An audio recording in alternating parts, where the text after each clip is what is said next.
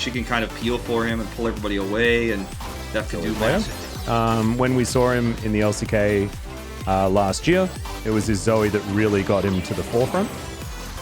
I believe he got a pentakill from Shoes, one picked up for Morgan, as well as an extra sword for Canna. So battle stats in favor of the Camille here, definitely, as he throws out the Haymaker. Elim's going to poke his head in, and Morgan knows that he can't be here. He was very, very scared of a potential shockwave, I think. As he should be. And still just pressed his F button. As Chovy's toying with him right now, just avoiding everything. Elim, though, over on the side. Arthur going to get flashed on. Hextech ultimatum, and now the shockwave going to be used as a bit of a sombrero here for Chovy, and that works out just fine as they trade 1 for 1. The first kill for Hanwha Life of the season is now Canna. Tactical sweep. Morgan has a lot of grit, and can he break the face of Elim is the question. The answer is no. Chovy did not fall for his bluffs. Like, this is really Clozer trying to show you, like, what, like, the bottom line for Zoe. I mean, no fear. Even with this trade and Arthur's going down, he stays because he's hoping that they can actually get more out of this. And, I mean, yeah, he overextended, and it was the wrong play, but I actually respect the bravery. Uh-oh. Well, there's some bravery here. But, looks like we're going to watch this exchange in the top lane once more as Arthur knows there's no ward. See, immediate ult comes through from Morgan. Kind of tries to trade, and... Oh, okay, there was an Olaf here. Might be. Yeah. I feel like there's ever any... His ex-teammate. Yep. You don't feel like there's ever any massive pressures up? Hold that thought. Yep, Chovy gonna get exhausted. Can he actually get a flash out? The answer's no. Shockwave almost onto 4 people, but instead, he dies. It looks like Morgan's teleport, like, so close to being ready, but not quite. Just Hex flashing around, having a good time. Finally, some of the... Yushi possibly in trouble, as Deft is going to try and fight this one out. He'd killer instincts just to get over the top. There's the proc as teleports are coming through. Lots of members with that overly aggressive play. Yeah, Hanwha Life are going to try to convert this into a Drake at least. All right, Clozer could be in trouble, and in fact he is. He's going to go golden, but I have a feeling he's just going to die, and Deft is going to be able to grab that kill. So that makes the Arthur rotations a little bit more impactful, speaking of which.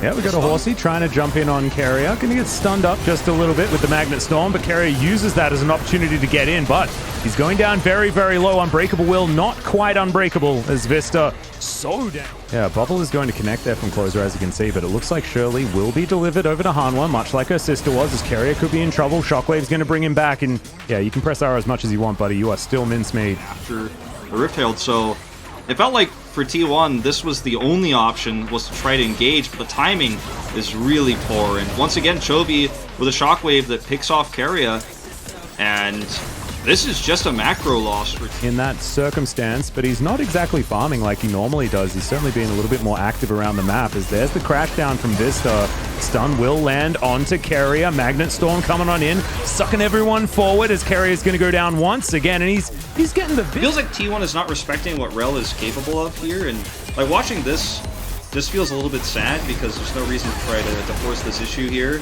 and then you just see the Magnet Storm come through. Like, where is anybody even close to this? Like, where's the respect? Elim is so far away, like not even close at all.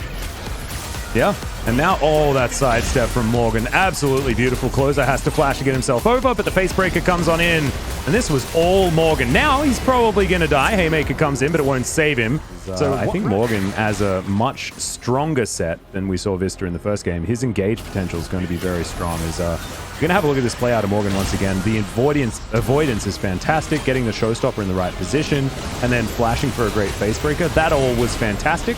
Not understanding the position of his teammates. Does have his flash available. He can get in there. Bubbles now raining forward.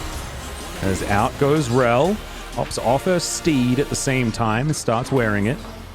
Now Canna off to the side. Let's see who's going to be able to make this one work, as Vista does throw down the ulti. It gets a bit of work done, but he falls down too quickly. Double kill already for Gumayushi as Morgan. Huge shield double kill for Deft, who's still alive, dashing forward, looking for the Jhin once again, as Clozer, oh no, not able to get that one done. Chovy gonna get the flash out of Clozer. Here for Elim on the Baron Scuttle, so at least they're gonna have some vision control there permanently.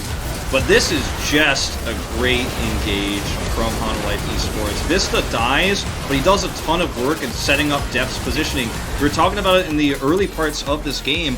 once Deft comes online, one of the great things Rel can do is set up those longer team fights, slow everybody, guarantee positional advantages for Deft, for this Kaisa of Deft in these fights too. Yeah. Chovy wants Arthur's this. looking for Clozer. There's a shockwave, and Chovy grabs the kill very, very easily. Arthur's already started it. Deft is going to join him as Ellen.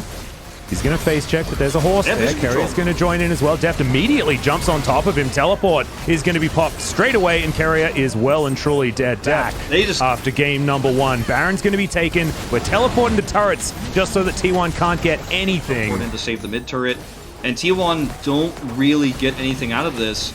And look at the vision control here. Like, there's just no way you're going to walk up to this Drake and it's going to be okay. I mean, Carrier's pretty tanky. He's going to... You know, feels like maybe he might walk away or he might buy some time, but for what? For a bot turret? They're just a little bit slow to the draw on this one. This is a great play from Hanwha Life Esports, understanding that.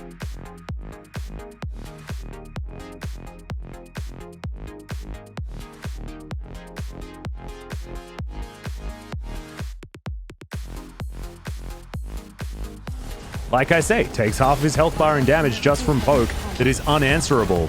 And look at all these siege minions. There's 4 of them. Hanwha Life wants to win the game right now. They're not looking for potentially 3 inhibitors and a big lead. They want this to be over. Carrier's looking for the flank.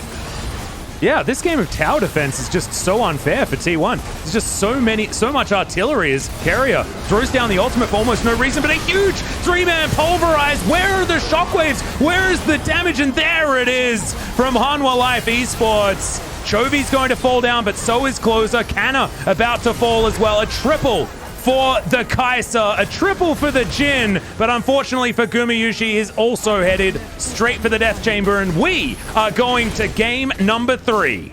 A very, very dominant showing from Hanwha Life Esports after nearly getting perfect game.